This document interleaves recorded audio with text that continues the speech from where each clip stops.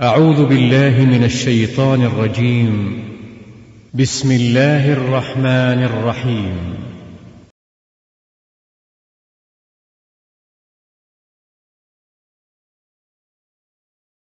Kajian kita pada Zul ini kita berikan tema tentang doa. Kenapa kaum muslimin? Karena sekian banyak perintah Allah Subhanahu wa taala. Ada perintah Allah yang sudah lazim dan senantiasa kita kerjakan. Adapun perintah yang dimaksud adalah perintah berdoa. Bahkan para nabi-nabi Allah diajarkan, diperintahkan oleh Allah untuk berdoa. Mulai Nabi Adam alaihissalam, Rabbana zalamna anfusana. Nabi Ibrahim pun diajarkan berbagai macam doa oleh Allah Subhanahu wa taala. Bahkan baginda Rasulullah sallallahu alaihi wasallam amat banyak mengajarkan para sahabat untuk membaca doa-doa tertentu kaum muslimin. Kenapa demikian kaum muslimin?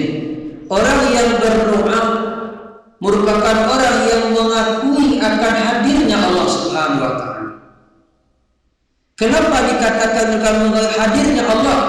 Karena senantiasa mereka seru, senantiasa mereka panggil, senantiasa mereka harapkan. Maka dalam konteks agama kaum muslimin, orang-orang yang rajin berusaha tanpa berdoa, maka dikategorikan orang-orang ini merupakan orang-orang yang sombong. Sementara kaum muslim dan muslimat sidang jamaah zuhur mati Allah, orang yang hari-harinya hanya berdoa saja, tanpa dia inginkan dan berusaha berbukan bumi ini dhaif, termasuk mereka orang-orang yang lemah. Bukti kita hamba Allah, kita kerjakan perintah Allah untuk berusaha, kita kerjakan pula perintah Allah untuk berdoa. Inilah salah satu makna kalimat yang kita baca dalam setiap ibadah salat kita. Iyyaka na'budu wa iyyaka nasta'in. Hanya kepadamu kami menyembah ya Allah, hanya kepadamu kami minta pertolongan. Apa makna kalimat ini kaum muslimin? Hari ini kita berangkat ke masjid, kita mengadakan pengajian, kita zuhur berjamaah. Ini adalah sembahan kita kepada Allah, ibadah kita kepada Allah. Tapi ingat kaum muslimin wal muslimat sidang jamaah zuhur kepada Allah, ibadah ini tidak akan bisa kita lakukan tanpa pertolongan Allah Subhanahu wa taala. Artinya kaum muslimin, antara na'budu dan kalimat nasta'in tidak bisa kita lepaskan kaum muslimin. Kita menyembah Allah pada hari ini, kita berjalan ke masjid, kita melakukan aktivitas kita sehari-hari, kita niatkan sebagai amal ibadah. Hal ini bisa terwujud, bisa terjadi karena pertolongan Allah Subhanahu wa taala. Maka haraplah, undanglah pertolongan Allah dengan memperbanyak membaca doa terus. Tapi bagaimana doa yang baik?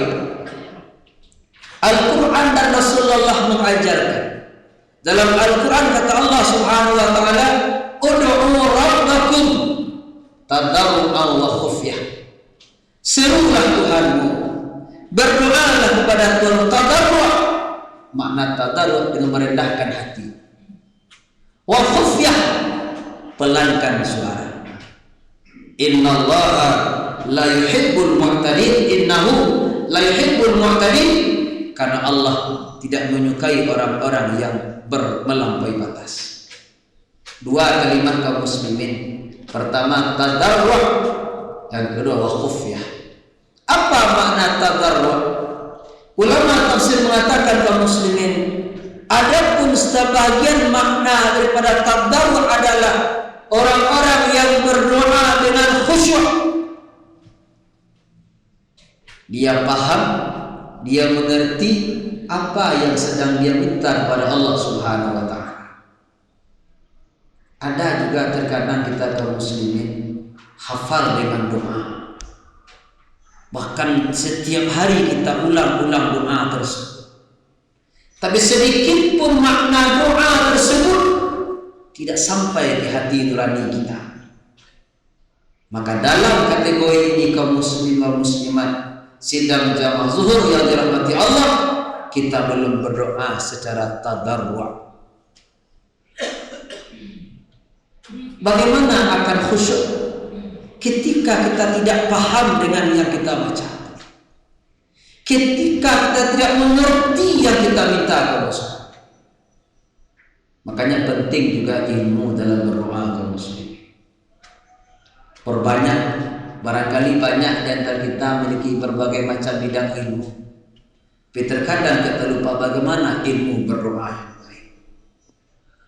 Mungkin jamaah akan bertanya, Ustaz, apa di kami kini bahkan tahu maknanya ketika guru mengajarkan, ketika sedang berdoa aku lupa aja balik. Minimal kaum muslimin sidang jamaah yang dirahmati Allah, yakinlah kita ketika kita berdoa, yakinlah kita bahwa doa yang kita baca maknanya baik. Sekurang-kurang paham dalam berdoa kaum muslimin. Tapi kita juga dibolehkan dalam agama berdoa dengan memakai bahasa kita kaum muslimin. Ini salah satu makna tadarruan, merasakan kita betul-betul meminta kepada Allah Subhanahu wa taala. Tadarruan maknanya khusyuk, sekaligus merendahkan diri kita kepada Allah Subhanahu wa taala. Merasakan kita tidak mampu kalau bukan karena bimbingan Allah Subhanahu wa taala.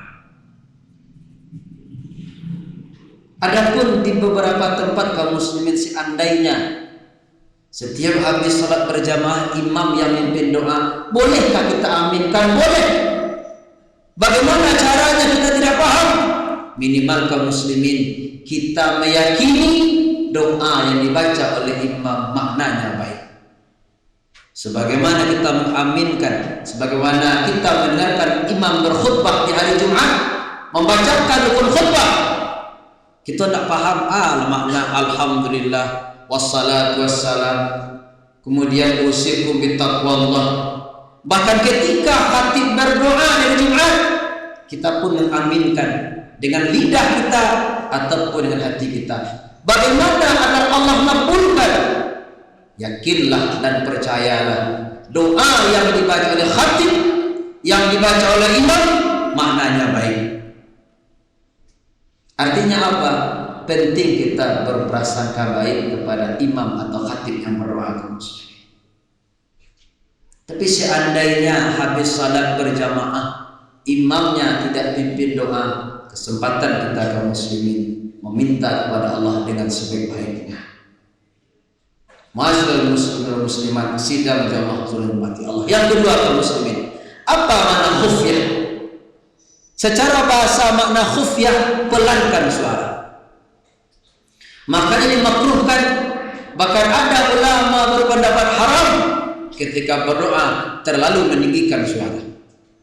Apa kata Rasulullah? Ayuhan nas, wahai manusia, arba'u ala anfusikum. Sederhanalah kamu dengan amal ibadah. Sederhanalah dalam berdoa. Innakum lastum tad'una asamma wala ghaiban.